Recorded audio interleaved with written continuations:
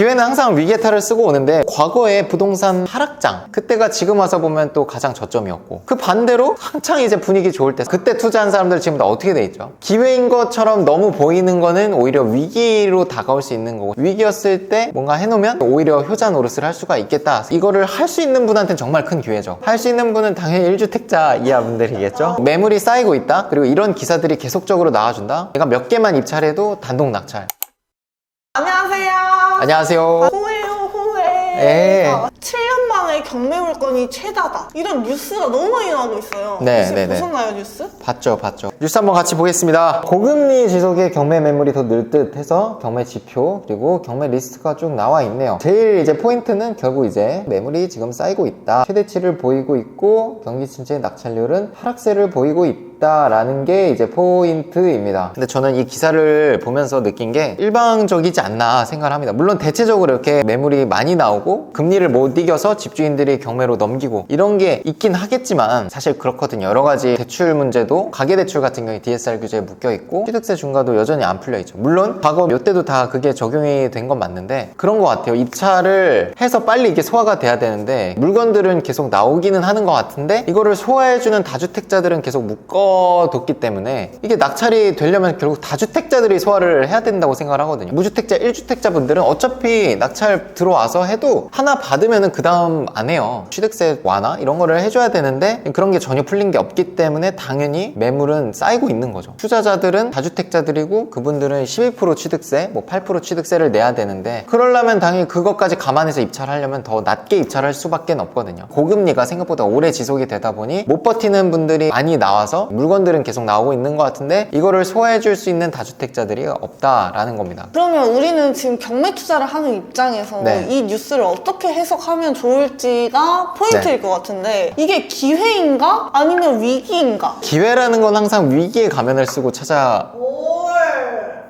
정규범 선생. 그렇잖아요. 기회는 항상 위계탈을 쓰고 오는데 과거에 부동산 하락장 그때가 지금 와서 보면 또 가장 저점이었고 그 반대로 한창 이제 분위기 좋을 때 상승장 그때 투자한 사람들 지금 다 어떻게 돼 있죠? 기회인 것처럼 너무 보이는 거는 오히려 위기로 다가올 수 있는 거고 시간이 지나면 위기였을 때 뭔가 해놓으면 오히려 효자 노릇을 할 수가 있겠다 생각을 저는 해요. 뭐든지 그런 것 같아요. 모든 일이 이거를 할 수 있는 분한테는 정말 큰 기회죠. 할 수 있는 분은 당연히 1주택자 이하 분들이겠죠.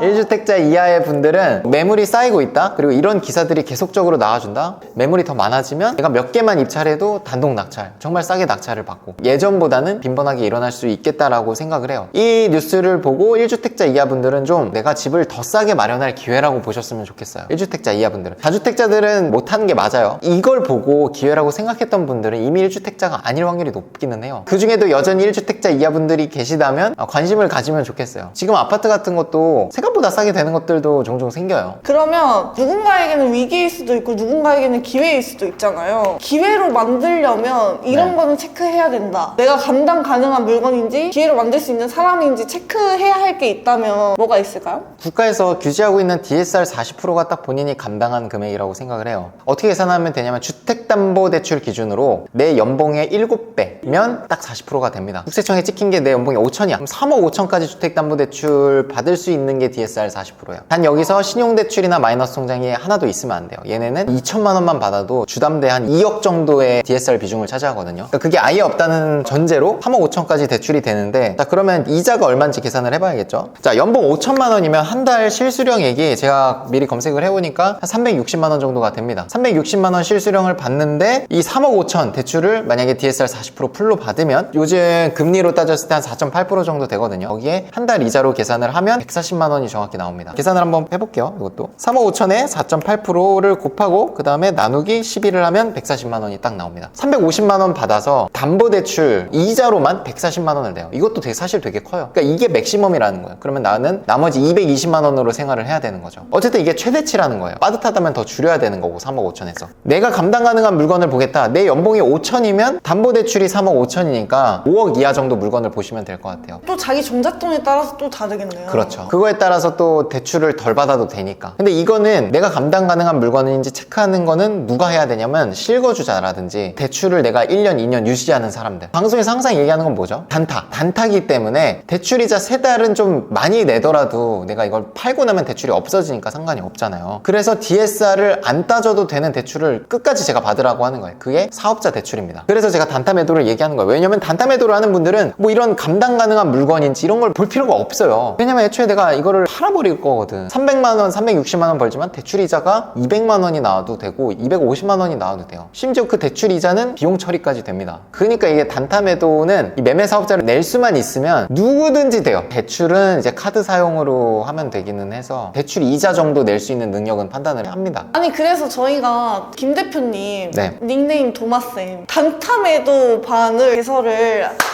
너무 어렵게 모셨다. PD님이랑 저랑 이제 사무실 찾아와서 거의 읍소 2시간 동안 귀피 이렇게 나면서 스파르타고 또 소수점이 딱 10명만 모집을 하잖아요. 학원이 발전하고 있다는 게 느껴집니다. 들으시는 분들이 어디서도 보지 못했던 그런 교육을 받는다면 이거만큼 돈으로 환산할 수 없는 가치가 있지 않나. 경매를 단타로 스파르타식으로 10명 앉혀놓고 강의하는 학원이 어디? 전 못 봤어요. 도마쌤 워낙 바쁘시고 언제까지 계속 이어질지는 모르겠지만 네. 우리는 엄청 빨리 매진되잖아요. 저희 맞아요. 강의들은 투자자 분들하고 가깝게 지낼 수 있어서 개이득인 것 같아. 본인이 궁금한 것도 와서 질문하면서 촬영하고 월급도 받으시고 투자도 하고 평생 자산이지. 계속 좀 같이 잘 해보시죠. 고생하셨습니다. 네.